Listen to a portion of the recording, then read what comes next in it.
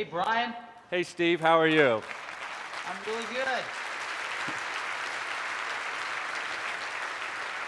Glad to be with you this morning. Well, we got 900 people in the room here, and I said this is the first time we've ever tried an iChat, and it's totally appropriate to do it with you as, really one of the great innovators. If I was just saying, my daughter every night, 14 years old, all she does is iChat with her friends while she does her homework, quote unquote. So, how are you doing? What's new with Apple?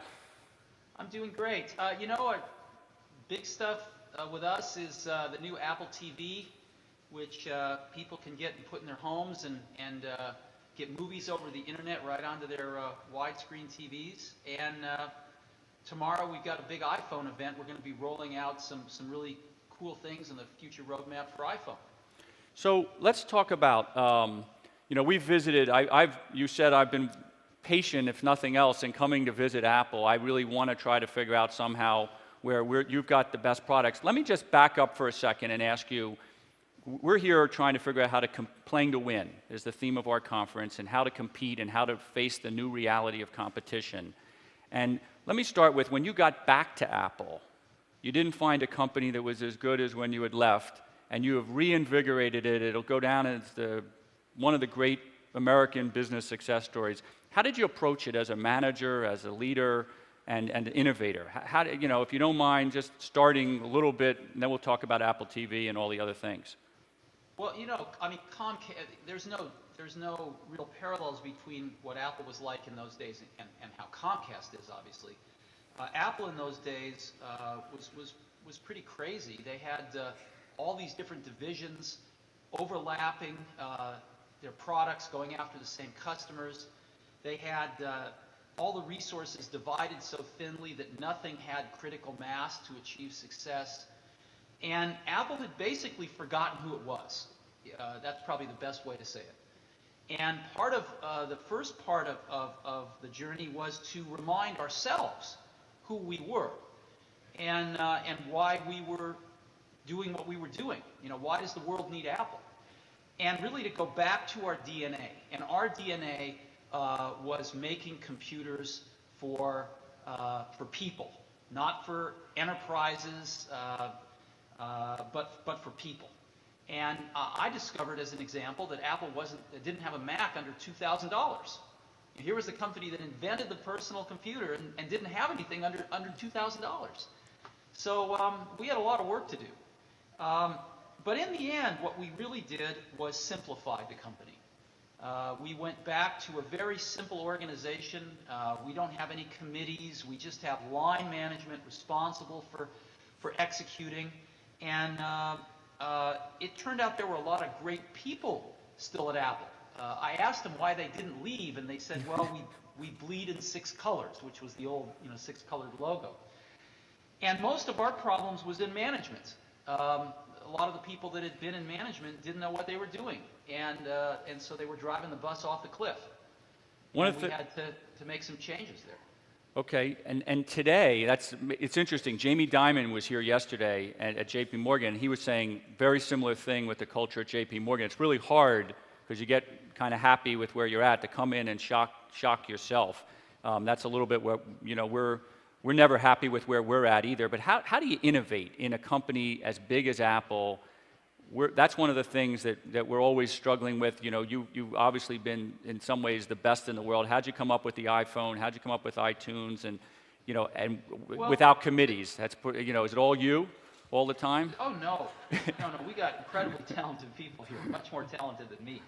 I don't believe that. The mission at Apple when we started the company was to make the best personal computers in the world. That was goal number 1. And goal number 2 was to make enough profit doing it so we could continue to execute goal number 1. And what happened at Apple was those got switched. And it became, after a decade, and it was, goal number 1 is to make a lot of money, and if we have to make some good computers to do that, okay, we'll try. And that change, though subtle, means everything. And so we're back to, we want to make the best products in the world to surprise and delight our customers. We're a product company. And goal number two is, yeah, we'd like to make enough money doing it that we can keep playing the game with goal number one. And so we being a product company, we build products that we want ourselves. And what we get paid for is having the discipline to make sure that a lot of other people are going to want them too. So when we did the iPhone as an example, we all looked around for what might be interesting to do, and we realized we all hated our phones. You know, they were terrible. They were brain dead to use. The software was terrible. The hardware wasn't very good. And so we thought maybe we could make a contribution here, and that's where the iPhone came from. Apple TV, you know, came from the fact that the user interfaces for you know, renting movies aren't very good. You know, you either wait 3 days with Netflix, or you go to the store, or you know, you try to use on demand, and it's not intuitive. It's not easy. And so we thought maybe we could come up with a better way, you know, to hook up to your cable modems and just download this stuff over the internet. So one of the things that we talked about that may shock my audience here is I'm actually intrigued by that. I think that one of the things Comcast has to do is think more like the consumer. And this is something you and I have talked about, that so if in the end there are many people that want Apple experiences, better that they get it from Comcast, even if we want to create Comcast experiences, and in places we compete. We had the same conversation with Google. What will the world look like in a few years? You know, are you bullish on wired or wireless or both? What do you do with 100 megabits of speed? This iChat obviously works really well. Do you think the world's headed this way? Movies downloaded? What, you know, obviously, do you think we should make the investment in faster broadband? Oh, absolutely. I mean, I think you guys are in an awesome position, you and the rest of your industry, because you supply the fastest pipe to the house. And, you know, I guess Verizon's, you know, also trying to catch up, but that they seem that's going to take an awful long time. And you guys have got really great bandwidth now in a lot of places. And I see the demand to the home just growing exponentially. Matter of fact, I think there's a lot of pent-up demand for bandwidth to the home. And so when I see you guys, when I hear you guys saying that you're going to roll out 100 megabits per second to the home, we get extremely excited. And we want to make all sorts of things that hook up to that bandwidth that give people reasons to want to subscribe to it. Right. Well, this is our country, as you know, our country's really behind in this area. And you know, I think the base level that people are going to need going to their homes is going to be, you know, 20, 30 megabits per second at the entry level. And I think a lot of people are going to want something closer to 100. Talk about Wi-Fi a little bit and wireless. We're trying to figure out where we go in wireless. We've talked about Wi-Fi, and you've cited some amazing statistics on YouTube downloads to an iPhone. Do you think the wireless world is headed with some of the problems at Sprint and elsewhere, and even the Bells slowing down their voice? I sort of have a theory that they're going to have to speed up their network, but they're going to have to open up their network to more devices like an iPhone, and we can program. We have an iPhone running. We took some of the ideas from our last meeting, and on an iPhone, you were able to ride Comcast applications. We were able to do that in less than a month, whereas right. Going out and building a whole wireless network might take 5 years. Well, I think there's some exciting things going on in the wireless business. One of the most exciting is that it seems like the world's converging on the next wireless technology, which is called LTE. Verizon was an island. They were the only folks really, you know, certainly in the U.S. and in most of the world that were using non-GSM technology. And they threw in the towel. It was actually not picked up that much in the press, but a few months ago they threw in the towel and said their next generation is going to be LTE, which is the GSM standard. Right. And so now pretty much everybody in the world, with the possible exception of China, is going to be standardizing on this LTE network. And I think there's going to be more competition, and I think there's going to be, you know, just a lot of devices on this network. And I think you're right. I think that people are going to open up their networks to you know, get out of this walled garden approach, let anyone on them, and I think that's going to be pretty exciting. The other thing that's really exciting, though, is Wi-Fi. And as you know, a lot of us have Wi-Fi in our homes.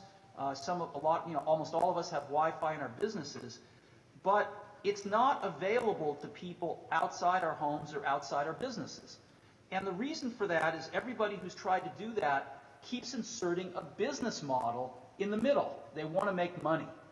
And someday, somebody's going to come along and say, it's free. When the primary user is not using it, have at it. And they'll put some controls in place so your neighbor can't just freeload off your subscription to your cable bandwidth. But nonetheless, when somebody is passing by your house, if you've got extra bandwidth, why shouldn't they be able to use it? And if we all sort of donated our extra bandwidth to our neighbors, if you will, to passersby, to people at coffee shops, etc., we would all have access to this amazing Wi-Fi network, which is, of course, faster than any 3G network, faster than LTE is going to be. Wow. And I think there's a huge play there for somebody that's cleverer, that's more clever than anyone has been so far in trying to make that happen. All right, let me switch gears because I know we only have a little bit of your time. I want two more lines of discussion, if I could. So you also ended up with a little company called Disney that you managed to merge Pixar into, and you really understand content. You're on the Disney board. Pixar is one of the great brands and achievements technically and also just in storytelling. We have a lot of folks in the room who work in the content industry and in the advertising industry. How about a minute on music, television, video content, advertising, time shifting? What happens to the content industry the next 5-10 years? Well, I think if you're a content company, you should be in heaven. Because if you let people watch your content whenever they want to watch it, wherever they want to watch it, however they want to watch it, on whatever device, they're going to watch more of it, right? And if you're a content company, that's all you want. You want people to watch your content and pay you for it. And so content companies, I think, have a pretty good future right now. There's going to be enough bandwidth and enough devices and enough demand for people that want to watch their content in new and different ways that I think content companies are going to do pretty well. Okay, but what about the theory that says they charge everybody, it's not a la carte, and there's been a big discussion in Washington, should everything be a la carte, and the internet and iTunes is an a la carte world, and you make a lot of money because you sell devices and products, but some of the content companies are obviously saying, I'm worried about that world because it's easier for people to not have to pay me for that which they don't want. So they're resisting. Well, I'm not aware of too many people that want to go a la carte for cable because everybody seems to agree it's going to cost more. Right. So I don't think anybody wants it to cost more. Maybe a few people do, but yeah, 900 of us here do. Yeah. But I don't think most people want to go a la carte. Now, these new media channels, like buying a TV show on iTunes, is a la carte because there's not been an aggregator. The market's not mature enough to have somebody aggregate all that for a set price. But I could see in the future, as an example, having a subscription from Comcast, which lets me watch content over your cable service on my TV, on demand over your cable modem on my TV, on my computer, through Wi-Fi on my iPod, or side-loaded on my iPod. I wouldn't mind buying all of that from you and having one fixed price per month no matter how much I use. Well, there we go.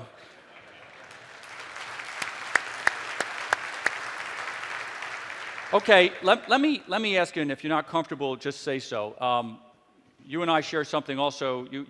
I don't, but we've talked about it. But you went through a personal scare and with cancer, and you survived, and it's changed your life. Maybe just on a personal basis, how you're looking at life differently these days, and what motivates you, and just a little bit about what it meant. You could intellectually understand that you're mortal and that every day counts.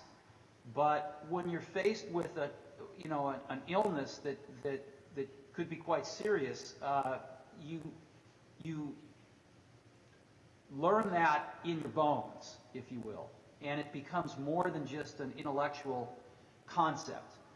And so what that does, what it's done for me and just about everybody else I know who's been through something like that, whether it's a bad automobile accident or having cancer or some other life-threatening disease, is that you don't take every day for granted. You know you have a finite number of days, and you want to have each one.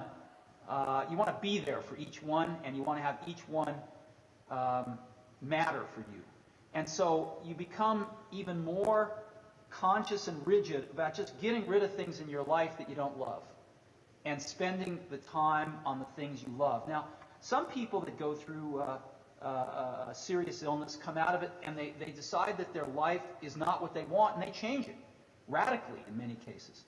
I came out of it actually realizing that I really love my life.